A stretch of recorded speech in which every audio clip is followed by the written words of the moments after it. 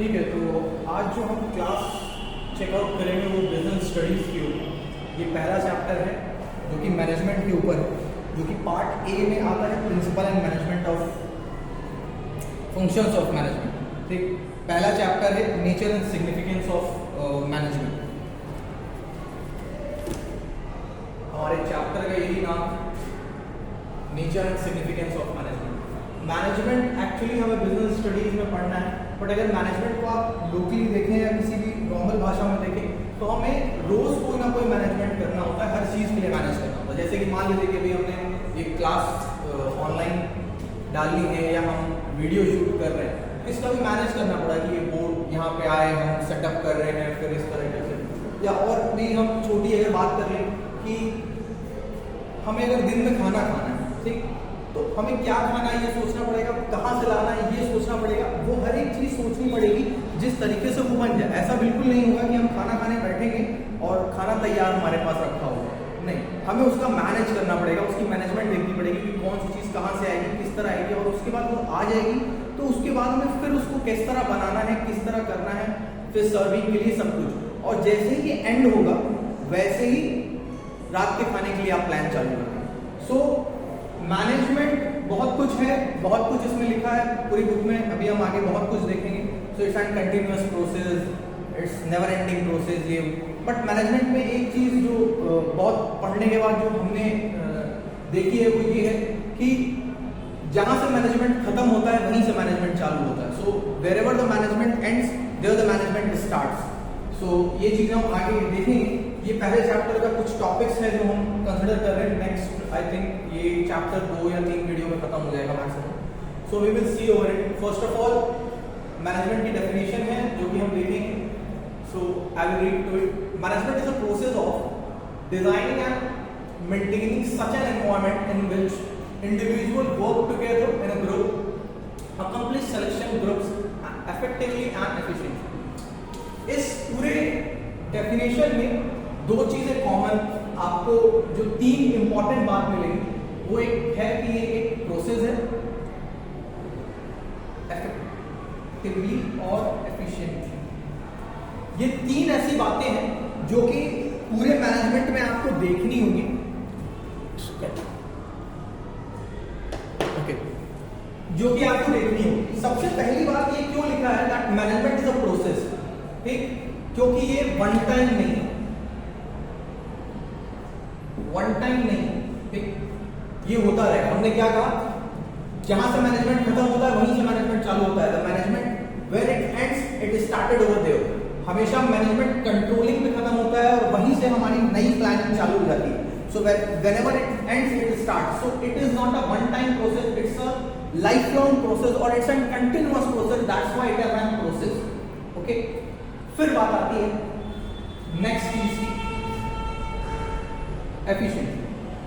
What it means, हमें दोनों ही चीज चाहिए इसमें, ठीक, एफिशिएंटली और एफिशिएंसी। यहाँ पे इसका कहने का मतलब ये है, इसका डेफिनेशन भी पढ़ देते हैं पहले। It means doing the right things, ensuring optimum utilization of resources and hence reducing the cost।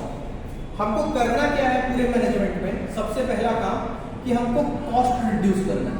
कोशिश ये करनी है कि जो काम हम कर रहे हैं उसमें जो पैसा लगेगा वो कम से कम लगे, ठीक, जो काम हम कर रहे हैं उसमें पैसा क्या हो, कम से कम लगे। दूसरी बात क्या, वेस्ट कम हो रिसोर्सेज का। जो रिसोर्स हम अवेलेबिलिटी में लाए हैं, जो रिसोर्स हम इस्तेमाल कर रहे हैं, उस रिसोर्स को वेस्ट होने से रोका जाए, ठीक, बर्बाद ना हो कोई चीज, और जितना कम हो सके उतना हम पैसा कम से कम लगा के एक अच्छा प्रोडक्ट बना सकें, ठीक। इसमें एक चीज की बात नहीं होती है जो कि अगली बात आती है इफेक्टिवनेस, ठीक। इफेक्टिवनेस क्या कहता है, it means doing the things on a right time, taking correct decision and acting in every situation, ठीक, target, achieving target right time, ठीक। what it is that you have to achieve a target within a specified time, within a specified time you have to achieve the target। always management is a goal oriented process, management is a goal oriented process। ऐसा है कि management जो होगा वो एक goal oriented process होगा। आपको पता होगा कि आपको किस चीज का मैनेजमेंट करना है, जिस चीज का आपको मैनेजमेंट करना है उसका टारगेट तो आपका सेट होगा ही, आपको उसको राइट टाइम पे कंप्लीट करना है। ठीक, क्या होना चाहिए? Right time. तो हमको क्या देखना है मैनेजमेंट के अंदर कि ये एक प्रोसेस है जो कि वन टाइम नहीं है, ये चलता रहेगा। एक मैनेजमेंट खत्म होगा दूसरी चीज का होगा, दूसरी चीज खत्म होगा तीसरी चीज का होगा, ये एक प्रोसेस है, चलता रहेगा। कोशिश इसमें ये करनी है मैनेजमेंट को कि रिड्यूस करनी है कॉस्ट को, वेस्ट जो है कम होना चाहिए रिसोर्सेज का, और अपने वक्त पे टारगेट को कंप्लीट करना। ठीक, ये हो गया इसका डेफिनेशन कंप्लीट। अब बात कर लेते हैं इसके फंक्शन। फंक्शन क्या क्या है? कुल मिला के यहाँ पे आपको 5 फंक्शन दिखेगा। जैसे कि हमने कहा था कि जहां पे खत्म होगा वहीं से चालू होगा, कंट्रोलिंग पे खत्म होगा, कंट्रोलिंग से ही चालू होगा। ठीक, इस तरीके से साइकिल पूरी चलती रहेगी। सबसे पहली बात आएगी प्लानिंग। प्लानिंग क्या होती है? सोच से प्लानिंग चालू हो जाती है। ठीक, आपने सोच लिया कि आपको कुछ करना है, वहां से प्लानिंग चालू होगी। Planning is like visual thing कि हमको ये टास्क परफॉर्म करना है। मान लीजिए कि हमें 100 यूनिट प्रोडक्शन निकालनी है। ठीक, 100 यूनिट हमें प्रोडक्शन निकालनी है। अब प्लानिंग चालू हो जाएगी इसकी। रॉ मटेरियल कहां से लाएं?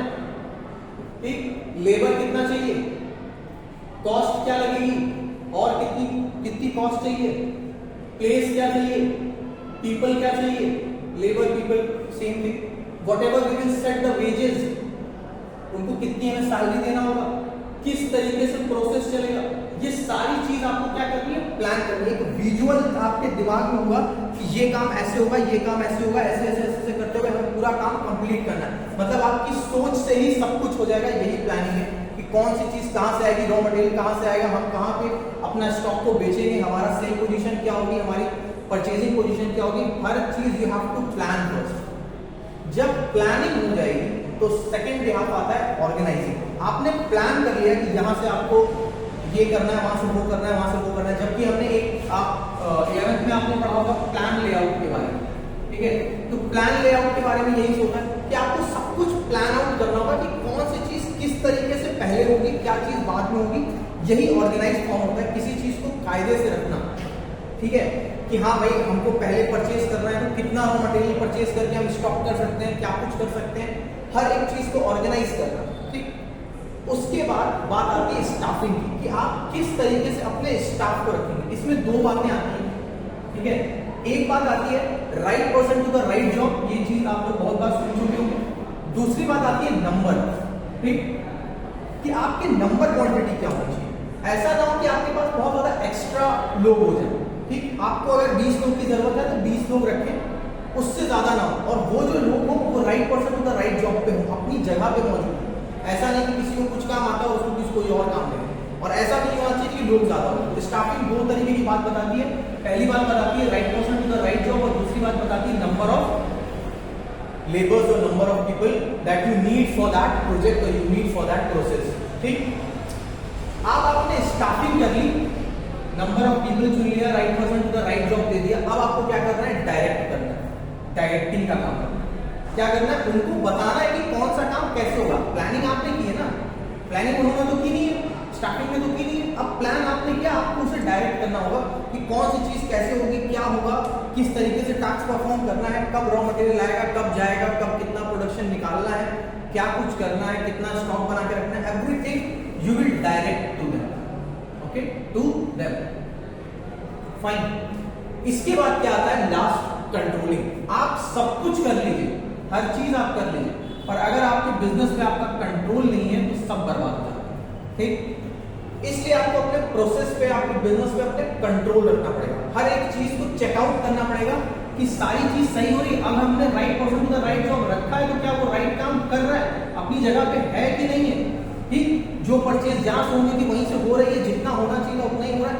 Everything you will control, keep a touch on it, teach a watch on it, keep a watch on it, keep a control on it, keep a look on it. हर चीज पे ध्यान रखना कि कौन सी चीज कैसे होगी। ये सारी चीज आपको करते हुए ध्यान रखनी है। ठीक, यहाँ पे हो जाएगा कंट्रोलिंग। जब आप कंट्रोलिंग कर लेंगे फिर से आपकी नई चीज की प्लानिंग चालू हो जाती है। इसीलिए हमने कहा whenever the management ends there the management starts। जहां पे खत्म होगा वहीं से स्टार्ट करें। ठीक है, ये हो गई प्लानिंग की बात। अगर ये तो हमने एक बिजनेस के एक लोकल बात कर लेते हैं, एक नॉर्मल जो हमने शुरू में आपसे कहा था। जैसे मान लेते हैं कि हमें पनीर की सब्जी बनानी है, ठीक है, दिन में। अब हमको प्लान करना पड़ेगा, बहुत एक नॉर्मल सा एग्जांपल है ना, जिससे दिमाग में रहेगा कुछ। प्लान करना पड़ेगा, हमने प्लान किया कि हमने सोचा कि आज हमने शाम में पनीर की सब्जी बनानी है। अब हमने सोच लिया ये बात, अब हमें ये सोचना पड़ेगा कि पनीर कहाँ अच्छी मिलती है, वहीं से लेंगे, क्या डालेंगे, कौन सी पनीर की सब्जी बनानी है, किस तरीके से बनानी है, क्या कुछ करना है, वो प्लान करेंगे। ठीक, फिर ऑर्गेनाइज करेंगे, हर चीज को लेके आएंगे, फिर उसको सिस्टमैटिक वे से रखेंगे। हाँ, ये चीज पहले कटेगा, वो चीज बाद में कटेगा, ये ऐसे होगा वैसे होगा, हर चीज प्लान करेंगे। प्लान कर लेंगे स्टाफिंग। स्टाफिंग का क्या मतलब है, कौन पनीर की सब्जी अच्छी बना लेगा घर के अंदर, उसी बंदे को पनीर की सब्जी बनाने के लिए कहेंगे, भाई तुम बना दो, ठीक है, किसी और को नहीं दे देंगे। फिर उसको डायरेक्ट भी करते रहेंगे कि हाँ ये सामान यहाँ से लाएं, इतना लाएं, 1 किलो लाएं, 1 किलो का बनाना है, या ये इतना इतना, उसको डायरेक्शन देते रहेंगे। क्योंकि हमने प्लानिंग किया था ना, हमने ऑर्गेनाइज किया है, तो हम उसको डायरेक्ट करते रहेंगे कि ऐसे ऐसे करना है। ठीक, उसके बाद हम कंट्रोल रखेंगे। क्या कंट्रोल कर रखेंगे, कीप ऑन वॉच रखेंगे कि भाई हाँ सही से बना दो, सही कर दो ये। ठीक, इसी तरीके से ये जो लोकल हमने एग्जांपल दिया, इसी को आप बिजनेस पॉइंट ऑफ व्यू से पूरा देखिए कि आपको 100 यूनिट बनानी है, आप उस पर प्लान कर रहे हैं, फिर उस यूनिट के लिए जो कुछ हमने बताया उस तरीके से आप ऑर्गेनाइज कर रहे हैं। जितने स्टाफ की आपको जरूरत थी उतनी स्टाफ आपने रखा, राइट पर्सन को राइट जॉब पे रखा, उनको डायरेक्ट करना चालू किया, और उसके बाद उनके ऊपर कीप ऑन वॉच करते रहे, कंट्रोलिंग करते रहे। ठीक, फिर क्या होगा, फिर आपको नेक्स्ट यूनिट बनानी होगी, फिर आपसे प्लान चालू कर देंगे। So it will and over, यहाँ पे फंक्शंस खत्म होता है। अब बात आती है ऑब्जेक्टिव ऑफ मैनेजमेंट, जो कि नेक्स्ट टॉपिक है। 3 तरीके के ऑब्जेक्टिव्स होते हैं मैनेजमेंट के। पहला है ऑर्गेनाइजेशन। ठीक, ऑर्गेनाइजेशन में आपका क्या ऑब्जेक्टिव है? सबसे पहला, अगर आप बिजनेस में कोई कहीं पे भी आप बिजनेस कर रहे हैं, तो सबसे पहली बात आप रखेंगे सर्वाइवल कि आप बिजनेस को कम से कम सर्वाइव करा पाए बिजनेस को। ठीक, इतना आप कमा पाए, इतना आप कर पाए कि आपकी कॉस्ट निकल जाए, जो कॉस्ट आपने बिजनेस के अंदर लगा रखी है वो आपकी निकल जाए। अगर आपने नई मार्केट में शॉप खरीदी है या नई मार्केट में शॉप लाए, तो आपके बहुत सारे कॉम्पिटिटर्स हैं ना, तो आप क्या चाहेंगे, आपकी कॉस्ट प्राइस आप निकाल लें, आप सर्वाइव कर पाए, लोग जान पाए कि आप माल बेचते हैं, आपकी दुकान है, तब तो आपके पास दोबारा आएंगे। एक बार बिजनेस सर्वाइव कर गया, तब फिर आप प्रॉफिट कमाना चालू करिए। ठीक, क्या करिए, प्रॉफिट कमाना चालू करिए। अब आप प्रॉफिट कमाते रहिए, कमाते रहिए, कमाते रहिए, धीरे धीरे प्रॉफिट कमाने में क्या होगा, आप सर्वाइव करेंगे, अब लोग आने लगेंगे, आपसे जुड़ गए, लोग जुड़ गए, आपकी गुडविल बन चुकी है। जब गुडविल बन गई तो आप क्या करेंगे, प्रॉफिट कमाने लगेंगे। प्रॉफिट जब कमा रहे हैं, तो ये प्रॉफिट कमा के घर नहीं ले जाना। घर पे ऐसा नहीं है कि जो है अपने घर को महल बनाना है, नहीं, अभी बिजनेस में ही पैसा लगाना है। ठीक, इसमें बिजनेस में ही पैसा लगाएंगे। जब बिजनेस में पैसा लगाएंगे तो आपको ग्रोथ दिखेगा, और इसके साथ एक और चीज आती है, एक्सपेंशन। ठीक, एक्सपेंशन भी होता है। ठीक, एक और टॉपिक है एक्सपेंशन। ग्रोथ एंड एक्सपेंशन साथ में आता है। ग्रोथ का मतलब क्या है कि आप बिजनेस जो कर रहे हैं उसमें आप बढ़ोतरी कर लेते हैं किसी चीज से। आप मान लीजिए 100 यूनिट्स में बना रहे थे, फिर आपने 100 यूनिट में प्रॉफिट भी कमाना चालू कर दिया। अब आप क्या कर रहे हैं, प्रॉफिट आने लगा, तो धीरे धीरे आप करके 150 यूनिट पे आ गए। ठीक, आप क्या कर दिए, 150 यूनिट पे आ गए, 150 यूनिट आप निकाल रहे हैं। अब आप क्या कर रहे हैं, ये आपका ग्रोथ हो गया, 50 यूनिट का आपका ग्रोथ हो गया। ठीक, अब आप 50 यूनिट ग्रोथ कमाने लगे।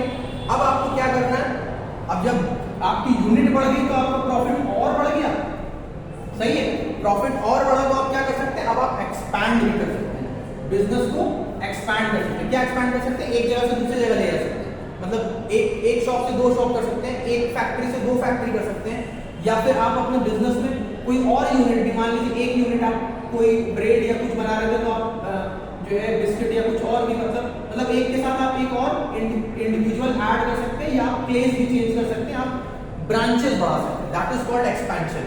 तो सबसे पहले क्या करना है, आपको सर्वाइव करना है बिजनेस को लेकर। मार्केट के अंदर आप किसी तरह स्टेबिलिटी लाए, आप कम से कम अपनी कॉस्ट निकाल पाए, फिर आपको क्या करना है, वहां से पैसा कमाना चालू करना है। जब आप पैसा कमाने लगे, उस पैसे को दोबारा बिजनेस में लगा के बिजनेस को बढ़ाना है, उसे हम ग्रोथ कहते हैं। और वो जब बिजनेस और बढ़ने लगेगा और प्रॉफिट आने लगेगा, तो उसको एक्सपैंड भी करना है। ठीक, इस तरीके से आपका ऑर्गेनाइजेशनल ऑब्जेक्टिव कंप्लीट होगा। अब हम बात करते हैं सोशल की। दूसरी बात आती है सोशल।